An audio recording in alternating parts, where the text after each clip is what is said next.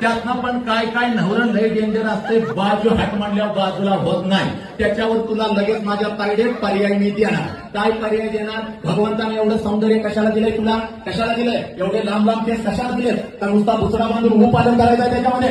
हा, केस सोडायचे, नवऱ्याजवळ जायचं आणि गाल करून फिरवायचे. 2 केस त्याच्या नाक पडलं पाहिजे ते, आणि मग आतमध्ये प्रवेश करायचा. आणि तुमच्या दोघांचं हे चालू असताना तुझी सासू नक्की बाहेर येणार म्हणजे येणार. आणि सासू बाहेर आली की नेहमीसारखं तिच्याकडे बघून नाक मुरडायचं नाही. मला माहितीये तुमची सवय करायचं नाही. तिच्याकडे बघून बोट मोडायची नाहीत. तर आज जरा वेगळं करायचं. आज सासूकडे बघायचं, नाच करायचं. आत्या मग करायचं. म्हातारीच्या गालाचा मुका घ्यायचा. म्हातारी दाणी करून खाली पडली पाहिजे.